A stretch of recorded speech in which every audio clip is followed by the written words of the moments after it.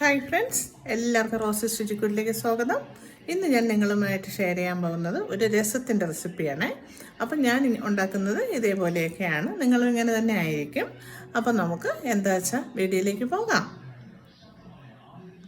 അപ്പോൾ നമുക്ക് രസം വയ്ക്കാൻ ആവശ്യമായ സാധനങ്ങളൊന്ന് പറയാം. ഞാൻ അത്യാവശ്യം ഒരു സവാള എടുത്തിട്ടുണ്ട്. പിന്നെ എടുത്തിരിക്കുന്നത് ഒരു ടൊമാറ്റോയാണ്.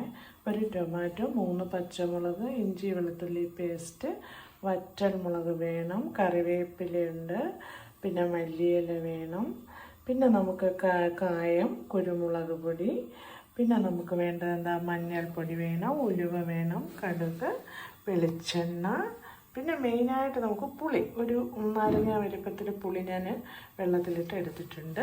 അപ്പം ഇതൊക്കെ കൂടെയാണ് നമുക്ക് രസം വയ്ക്കാൻ ആവശ്യമായ സാധനങ്ങൾ. അപ്പം നമുക്ക് അതിലേക്ക് പോകാം. പിന്നെ നമുക്ക് മുളക് പൊടി വേണം, മല്ലിപ്പൊടിയും വേണം. ഇതെല്ലാം നമുക്ക് കുറേശ്ശെ ഇട്ട് കൊടുക്കാം. അപ്പോൾ ഞാനൊരു പാത്രം അടുപ്പത്ത് വെച്ചു, ചൂടായി നമുക്ക് എണ്ണ ഒഴിച്ചു കൊടുക്കാം. വെളിച്ചെണ്ണയാണ് എടുത്തിരിക്കുന്നത്, വെളിച്ചെണ്ണയാണ് നല്ലത്. അപ്പോൾ എണ്ണ ചൂടായി വരുമ്പോൾ നമുക്ക് കടുക് ഇട്ട് കൊടുക്കാം.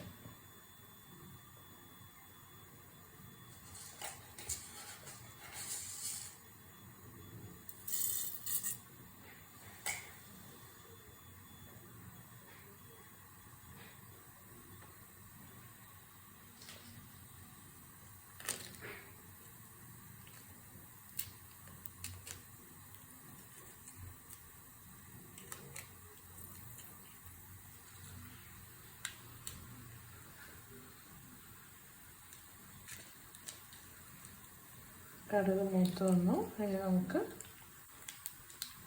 വറ്റൽമുളക് ഇട്ട് കൊടുക്കാം.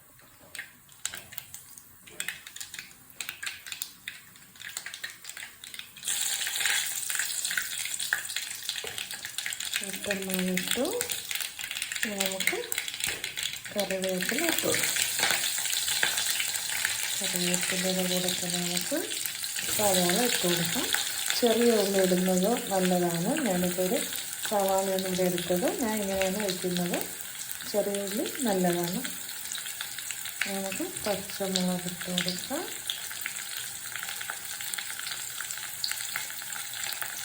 ഇഞ്ചി വെളുത്തുള്ളി ഇട്ട് കൊടുക്കാം. ചതച്ചതാണ്.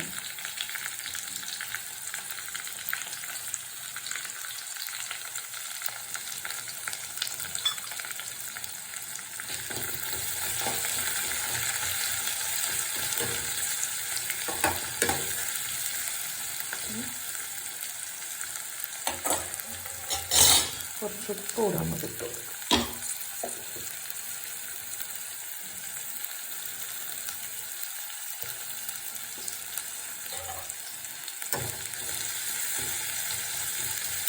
നല്ലോണം വഴണ്ടതിന് ശേഷം നമുക്ക് മസാലകളെല്ലാം ഇട്ട് കൊടുക്കാം, പൊടികളെല്ലാം ഇട്ട് കൊടുക്കാം.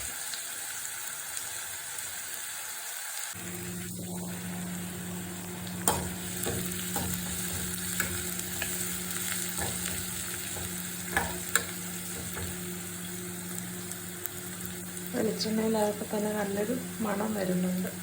വെളിച്ചെണ്ണയാണ് നല്ലത്. ഇപ്പോഴത്തെ വിലയൊക്കെ ആകുമ്പോൾ ചെറിയ ചെറിയ കാര്യങ്ങൾക്കൊക്കെ വെളിച്ചെണ്ണ ഉപയോഗിക്കുന്നതാണ് നല്ലത്. അപ്പോൾ നല്ലപോലെ മൂത്ത് വരട്ടെ.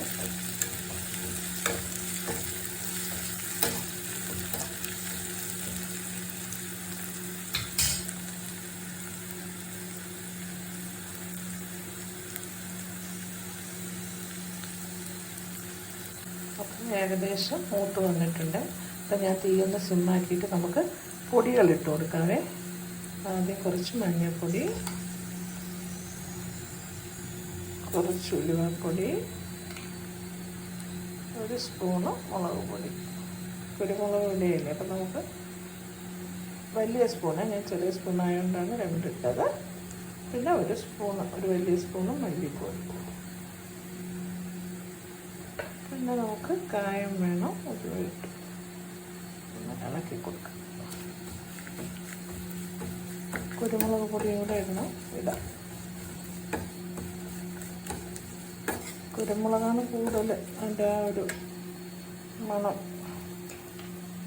മണവും എരിയും. രസത്തിന് കുരുമുളക് പൊടി മസ്റ്റാണ്.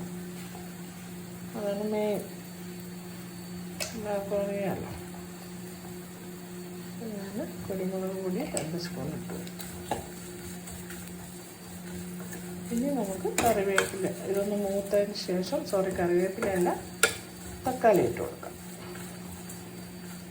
തക്കാളിയിലിട്ട് വഴന്നതിന് ശേഷം നമുക്ക് പുളിവെള്ളവും ആവശ്യത്തിന് വെള്ളവും കൂടെ ഒഴിച്ച് തിളപ്പിച്ച് ഉപ്പ് നോക്കിയിട്ട് എടുത്തു കഴിഞ്ഞാൽ രസമായി. വളരെ പെട്ടെന്ന് തന്നെ ചെയ്തെടുക്കാം.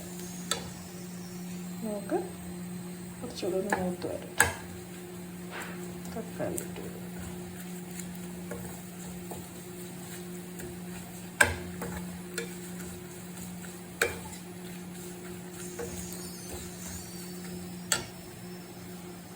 നമുക്ക് ഏകദേശം മൂത്ത് വന്ന് പച്ചമണമൊക്കെ മാറി. ഇനി നമുക്ക് തക്കാളി ഇട്ട് കൊടുക്കാം. തക്കാളി ഞാൻ ഇട്ട് കൊടുത്തു. ഇനി തക്കാളി ഒന്ന് നല്ലോണം ഒന്ന് വഴണ്ട് വരും. തക്കാളി നല്ലപോലെ വഴണ്ട് വന്നിട്ട് നമുക്ക് പുളിവെള്ളമൊക്കെ ഒഴിച്ച് കൊടുക്കാം.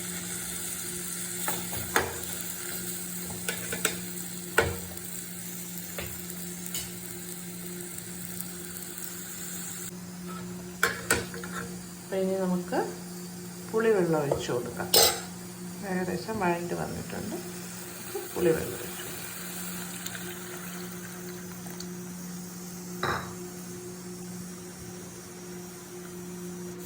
അപ്പോൾ പുളിവെള്ളം ഒഴിച്ചു. ഇനി നമുക്കതിന് ആവശ്യത്തിനുള്ള കുറച്ച് വെള്ളം കൂടെ ഒഴിച്ചു കൊടുക്കാം. മതിയാവും. നമുക്ക് രസത്തിന് ആവശ്യമായ കുറച്ച് രസം വയ്ക്കുന്നുള്ളൂ. അപ്പോൾ അതിനുള്ള വെള്ളം മതി. ഇത് നല്ലപോലെ തിളച്ച് വരുമ്പോഴത്തേക്കും നമുക്ക് രസമായി. കുറച്ച് മല്ലിയില കൂടി ഇട്ട് കൊടുക്കാം. ഞാൻ കായപ്പൊടി ഇട്ടില്ല, കുറച്ച് കായം കൂടി ഇട്ട് കൊടുക്കാം. പൊടിയാണ് ഞാൻ ഉപയോഗിക്കുന്നത്.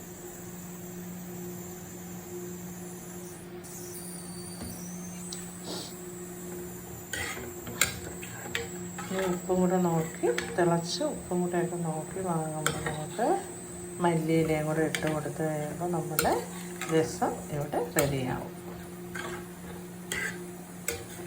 തിളക്കിട്ട് അപ്പോൾ നമ്മുടെ രസം തിളച്ച് തുടങ്ങി. ഇനിയിപ്പോൾ നമുക്ക് ഓഫ് ചെയ്തതിന് ശേഷം മല്ലിയിലയും കൂടി ഇട്ട് വാങ്ങാം.